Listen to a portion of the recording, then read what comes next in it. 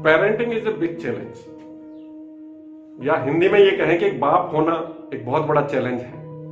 और ये कोई मजाक वाली बात मैं बिल्कुल भी नहीं कर रहा हूँ। अगर पुराने टाइम को देखें तो बच्चे धीरे धीरे बड़े हो जाते थे और ऐसे ही पढ़ाई अपना करते थे, लेकिन आज की सिचुएशन बदल चुकी है। पिछले वीडियोस में भी हमने आपको बहुत सारी चीजें बताई थी कि बच्चे को अपने दूसरे बच्चों से कंपेयर ना करें, कैपिटल पनिशमेंट या पनिशमेंट की स्थिति नहीं आनी चाहिए, क्रिटिसाइज नहीं करना चाहिए अपने बच्चे को, और उसकी स्ट्रेंथ को पहचानना चाहिए हमें। और मैंने एक बहुत ही इंपॉर्टेंट चीज इससे पहले वीडियो में बताई थी कि इंटरनेट के यूजेस को भी हमें मॉनिटर करना चाहिए। आज हम बहुत सारी चीजें नई बताने वाले हैं आज पेरेंटिंग के बारे में, बट उससे पहले मैं बता दूं, अगर आप चैनल पर नए हैं तो चैनल को जरूर सब्सक्राइब कीजिएगा, और अगर अभी तक आपने लाइक नहीं किया है तो लाइक जरूर करें। जो पहला पॉइंट आने वाला है, जो मुझे लगता है, पर्सनल मेरी ओपिनियन हो सकती है, children need positive attention. Children positive attention कैसे हो सकती है कि जब बच्चा आपसे कुछ कह रहा है तो उसकी बात को पूरा ध्यान से सुनिए और उसको पूरा उसी तरीके से रिएक्ट करिए।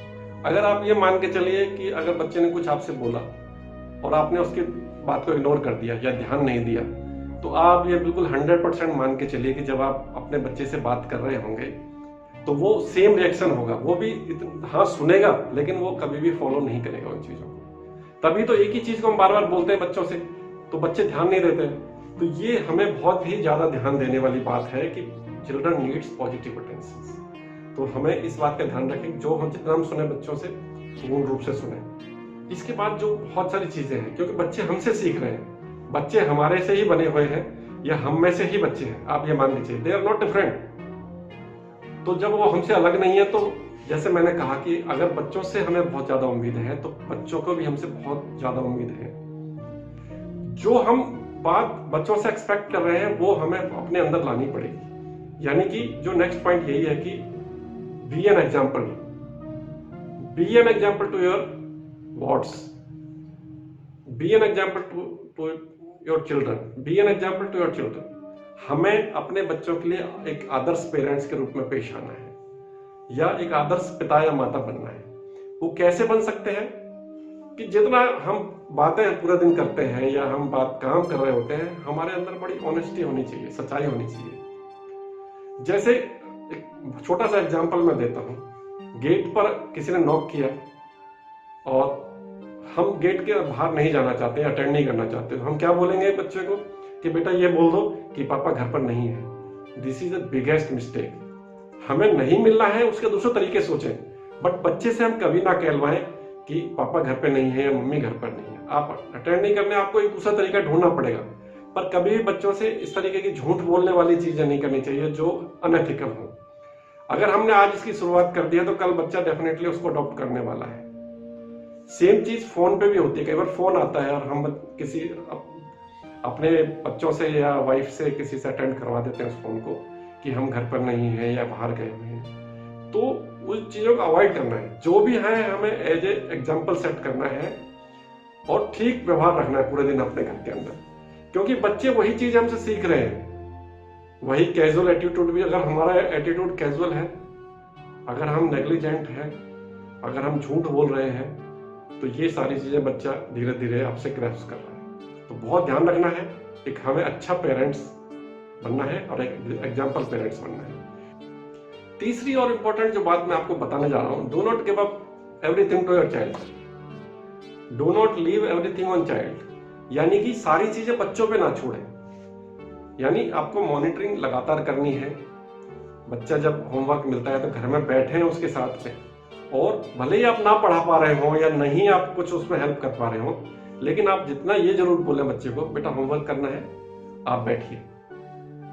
या आप ये कह सकते हैं कि कितने बजे आपको होमवर्क करना है। लेट अस सी, शाम को बच्चा आया, आप बोलिए बेटा 6 o'clock आपको होमवर्क करना है या 7 o'clock करना है या 8 o'clock करना है। मतलब आपको उससे कहलवाना है कि वो कितने बजे होमवर्क करने वाला है। अगर आप उसको ऐसी स्ट्रेट में बोलेंगे बेटा पढ़ लो या कितने बजे पढ़ोगे, तो आपने एक ऑप्शन दे दिया उसको ना पढ़ने के लिए। So better to have answer in your question.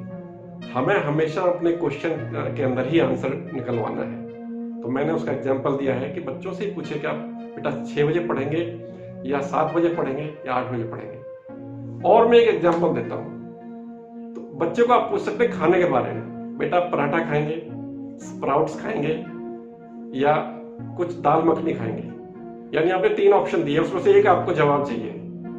अब उसका दूसरा तरीका क्या है, आपने बच्चे से पूछा बेटा क्या खाओगे, तो बच्चा क्या बोलेगा, मुझे मैगी खानी है, मुझे पास्ता खाना है, मुझे बर्गर खाना है। तो ये आपको बहुत ध्यान रखना है साइकोलॉजिकली कि हमें बच्चे से वो आंसर निकलवाना है जो हम चाहते हैं।